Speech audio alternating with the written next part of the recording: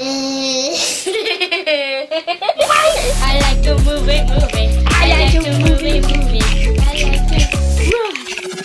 You're so skinny, I can see a skull. You literally have no body. You're just a skull.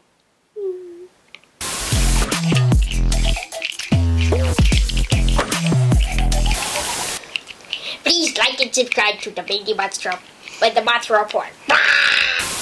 Hello everyone and welcome to the Monster Report, a show highlighting those entertaining creatures of film history. Nick Adam here, joined by Ellie. And Ellie, last time you were with me on the Monster Report, we unboxed the Mondo Skeletor, the 6th scale one. You remember the big one? Yes, the really big one. Yeah, big and scary. And so we mentioned the Terror Claws version of Skeletor, which is one of the variants of that. And, of course, if you go way back to the vintage days, there is a Terror Claws version. And now we have, Mattel putting out their new line of He-Man figures here. And you can find these at retail. This one was from, I believe, Amazon. But it was a gift, actually, to me from Aunt Elle. So, very thankful for you to provide that for us, and we're going to get into this and check it out and see how he compares. So, Ellie, today is Box Day!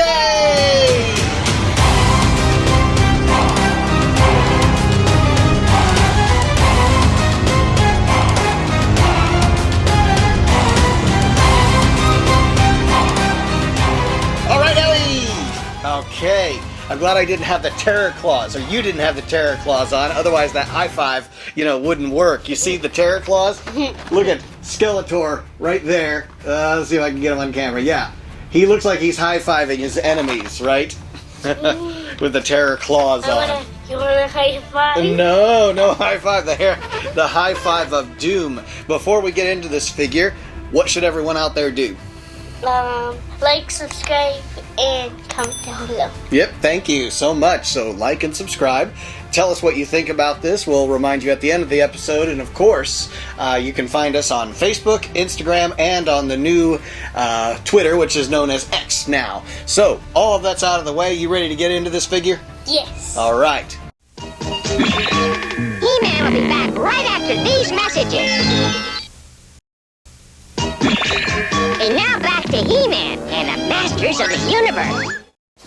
And we're back, and we've got Terror Claws Skeletor unboxed. This would be the Origins line of the Mattel line of He-Man, Masters of the Universe figures that they've released. A lot of them are vintage figures that they've brought back, and in some cases they're new figures, but for the most part they're just reissues of old figures. And what's cool about this is I do remember having this one as a kid with that bright purple armor that he has. So it's sometimes most of the villains have like purplish pink armor and stuff like purplish pink. Right, yeah, it is strange color for the evil guys to have like that bright purple or pink or anything like that. Forgot to mention also you get the little comic book Under Siege, so we can check that out later. One thing that is right off the bat, you see the two shades of purple, that his Terror Claws are a darker purple and his head, even the interchangeable head, are a lighter purple. You see that? See, light, middle, and then dark. I guess so. And then you remember what this is called, right? Staff. The Havoc Staff. Havoc Staff. Havoc Staff. And that is a shade of purple that matches his headdress or his hood, but not the Terror Claws. They're more of a bluish one that, you got there. So, what are the first impressions that you get from Terror Claws here? The first thing I see is the skeleton right there, and it kind of got bumps on it from the package. Oh, I see. Like yeah, the package has a little thing right there, like the blister. They call that the blister. Yeah, and he's got that white skull right there, actually right in the middle, and that's the only version that you'll have that version of the skull right there in the middle. He's got other variations of the armor with a skull right in the middle, but this is that just plain white with red eyes and a red nose, right? Yeah, red eyes and a red nose. No red nose, but... Oh, no red nose? I thought it was like one in the middle, or is it a red mouth? No, it's a red nose. Yeah, the 2 eye sockets and then the nose socket, and his mouth is closed. So, or he has no jaw. So, what is the action that you're doing there? He can twist his body back his and torso. forth. Yeah. So he can kind of go crazy, right? Yeah. In fact, you were talking about this in the back. Can I show the camera that? What did you think was going on there? Right here, these little bumps. This line of it's almost like a zipper bumps, if you will. Yeah, but why did they even put it there? Then you can just twist his head. Yeah, it looks like a volume knob at first, actually, but it is a place where you can hold his legs and move your thumb, and he'll flail his arms in this kind of manner, like he's high-fiving and using that robotic T-Rex kind of creature, which I always loved this as a kid. You know, you could make that thing talk, you know, just by jumping up and down like that. But what is this thing on the back? You see that? Oh, that's for... What is that for? Yeah, it's like a clip of some sort, right? So instead of like He-Man would have a sheath for his sword behind, it looks like there's some sort of connector back there where he can store his little dragon friend there. I guess it's not a friend, it's a machine, it's a weapon. But yeah, and he can still talk to you. Yeah. Up and down like that. And then you can get the other Terror Claw on there. And then, of course, you've got one interchangeable hand, the left hand, whether you get that in an open position or a closed-fisted position. The Terror Claws, actually, they kind of have a tough time clicking on there. If you remember, the Terror Claws on the Mondo one were like nothing, but of course they were, very well engineered. These are, inexpensive kind of toys to play with, but, so obviously the detail is lacking, but it's, pretty cool regardless. And then you've got, go ahead and make him do that flailing action and see what's going on there. Well, I can't really do it with this. Well, you can just turn his torso, right? You said turn his head.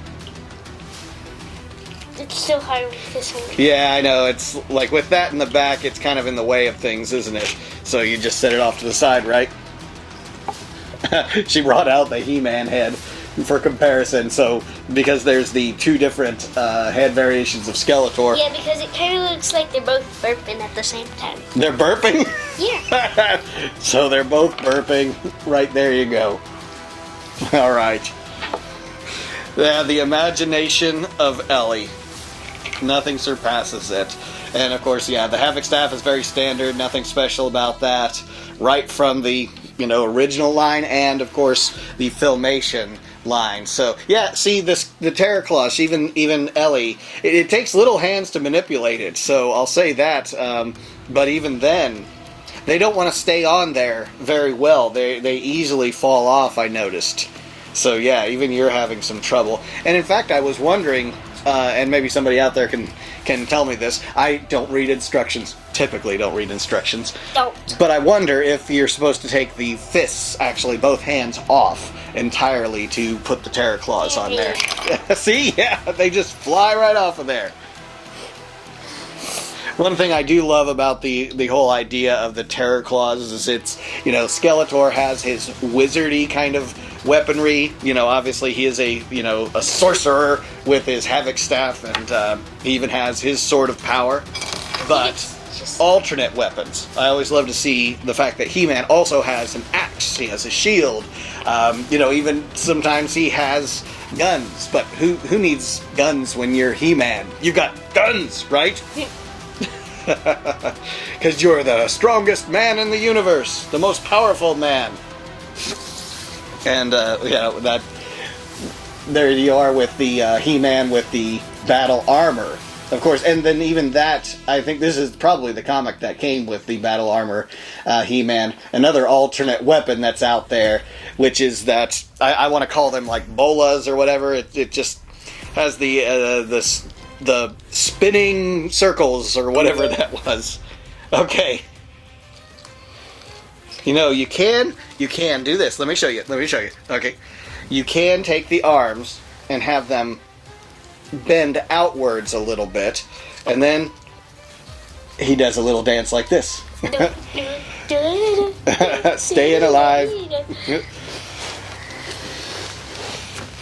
Yeah, this is the portion where we would, I took off his hand and it didn't really work.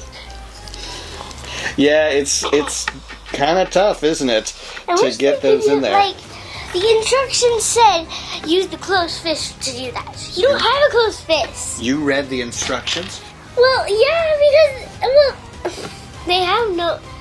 I was wondering, how do you get those on? It even said the closed fist. You don't come with the closed fist. Read the instructions. I can't believe it. I didn't. I looked at the back of the box. Oh, that's not the instructions. Look at it. It's down there somewhere, yeah.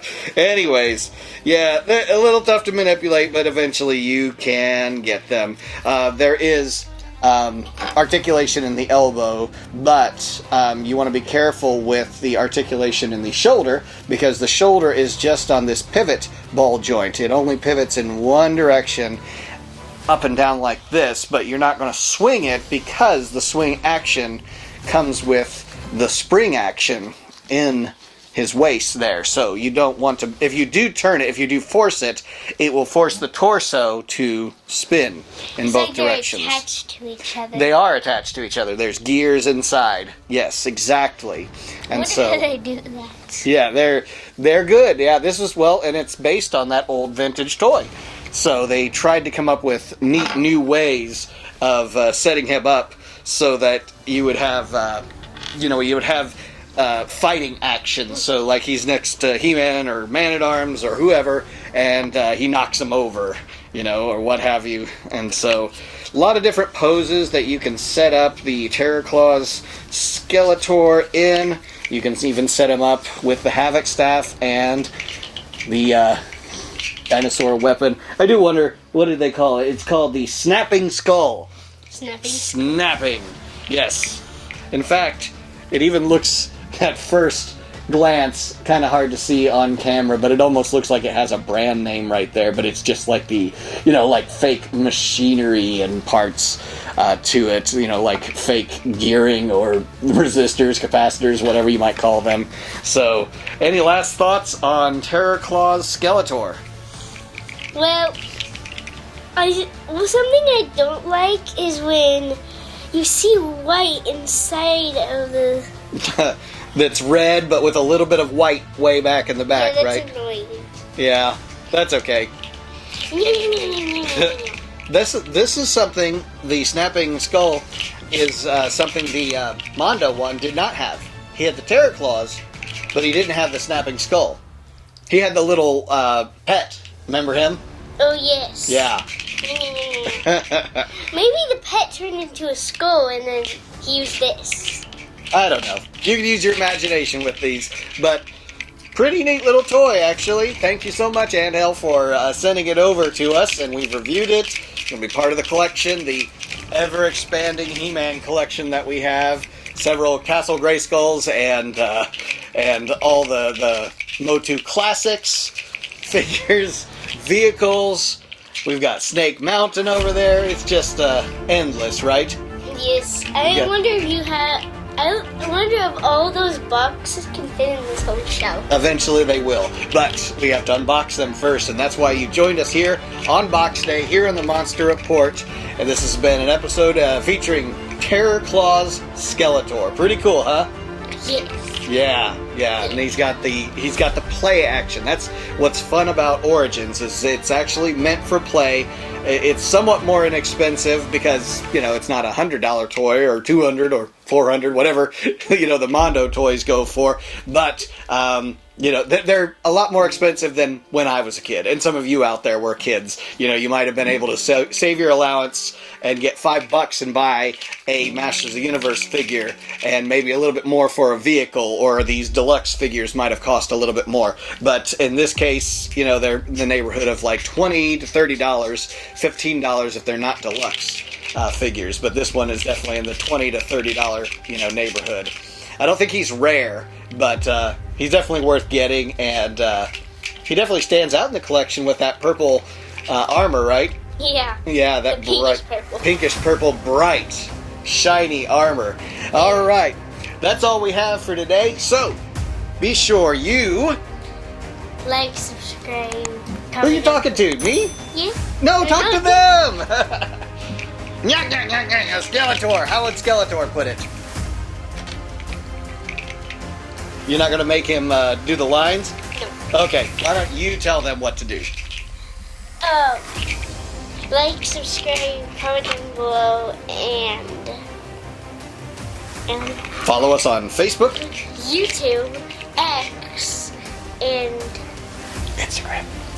Yep, all of those social media outlets. Find us at Monster Report or at The Monster Report on X. And of course, here on YouTube, you've already found us, so subscribe. Get us over 100,000 subscribers. We would love that. And as we say at the end of every episode of Masters of the Universe figures, Until next time. until next time. Yeah.